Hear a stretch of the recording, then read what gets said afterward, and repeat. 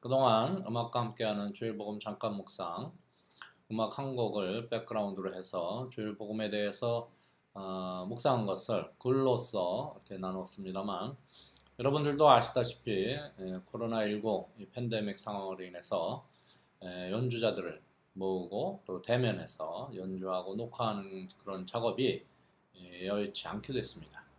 그래서 이번 주부터는 주일 복음에 대해 제가 묵상한 것을 글이 아니라 말로써 나누어 드리게 되었습니다. 그리고 뭐 기회를 만들어서 예수의 다른 동료 신부님들의 강론도 가능하다면 나누어 드리도록 하겠습니다. 오늘은 지극히 거룩하신 삼위일체 대축일입니다. 오늘 복음은 요한복음입니다. 3장 16절에서 18절입니다. 하느님께서는 세상을 너무나 사랑하신 나머지 외아들을 내주시어 그를 믿는 사람은 누구나 멸망하지 않고 영원한 생명을 얻게 하셨다. 하느님께서 아들을 세상에 보내신 것은 세상을 심판하시려는 것이 아니라 세상이 아들을 통하여 구원을 받게 하시려는 것이다. 아들을 믿는 사람은 심판을 받지 않는다.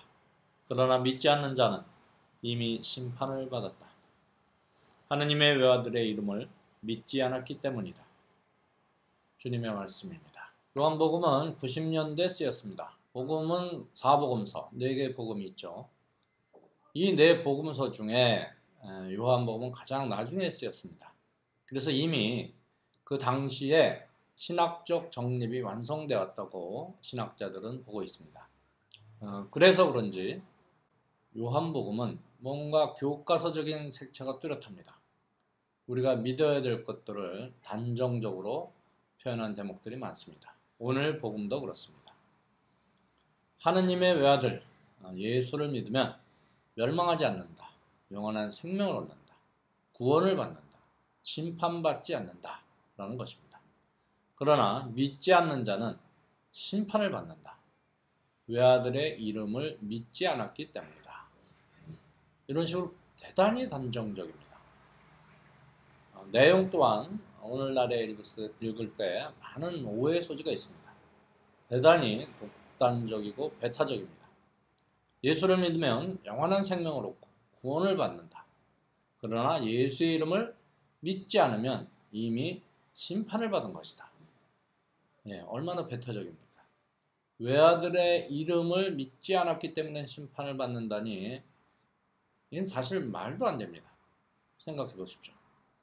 저기 브라질의 아마존 깊은 산림 속 문명과 동떨어져 있는 종족들, 또 아프리카 오지의 원시적 생활을 하는 사람들, 예수라는 이름도 들어보지 못했을 겁니다.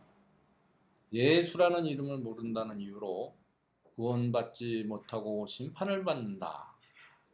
그렇게 불공평한 것이 어디 있겠습니까? 하느님이 자기 아들 이름 모른다고 그렇게 심판을 하고 너는 구원에서 빠져 뭐 이런 분이실까요? 하느님이 그렇게 좁쌀 영감 같으실까요?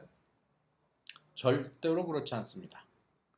그러니 우리나라에서 아직도 일부 개신교에서 예수 천국 불신 지옥이라는 논리를 내세우면서 예수를 믿으라고 강요하는 것은 예수를 왜곡시키는 것입니다.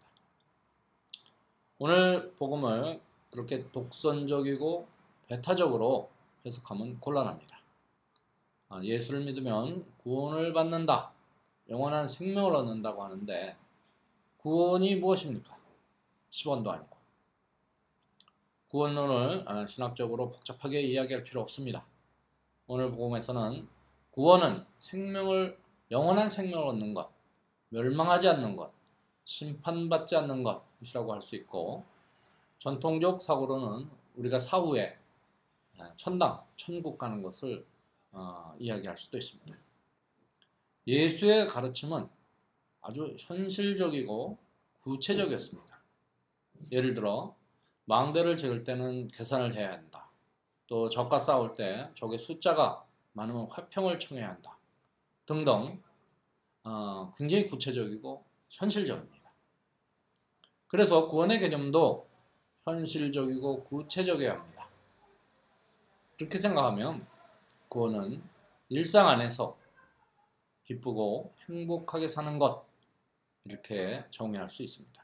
그래서 예수의 가르침의 핵심을 본다면 사랑을 실천하는 것, 사랑을 실천하면 기쁘고 행복하게 살 수 있다는 것입니다. 이게 구원입니다. 이게 진리입니다. 오늘 복음에서 예수를 믿으면 구원을 받는다는 것은 예수의 말씀 안에, 그 가르침 안에 진리가 있다는 뜻이지, 예수만을 믿어야 한다고 하면 오해하는 것입니다. 다른 기성종교, 체계를 갖춘 그런 종교들 안에도 다 진리가 있습니다. 진리는 다 통합니다. 그래서 오늘 이 복음을 예수만 믿어라, 예수의 이름을 믿어라, 이러한 오해가 있으면 안 됩니다. 오늘은 삼위일체 대축일이기도 합니다. 우리 인간 존재는 하느님의 모상대로 창조되었기 때문에 하느님의 속성을 닮아 있습니다. 삼위일체이신 하느님의 속성은 위격이 셋이라는 것이죠. 셋. 물론 한 분 하느님이시지만 위격은 셋이다. 단수가 아닙니다. 우리 인간 존재도 단수로 홀로 존재하지 않는다. 복수로 존재한다 라는 것입니다. 우리가 홀로 존재한다. 혼자 못 산다. 이런 뜻이에요. 우리는 항상 함께 어우러져 살아가야 되는 존재. 여기서 인간 존재의 그 공동체성, 또 연대성이 나옵니다. 우리는 함께 어우러져서 살아가야 되는 존재지, 혼자 아주 개인주의적으로 이기적으로 살아가는 존재가 아닙니다. 만약에 개인주의적으로 이기적으로 살아간다면 우리 이 존재의 속성을 거부하는 것이기 때문에 행복하지 않습니다. 기쁘지 않습니다. 요즘 이 코로나19 이 팬데믹 상황도 보십시오. 우리 모두가 다 연결되어 있습니다.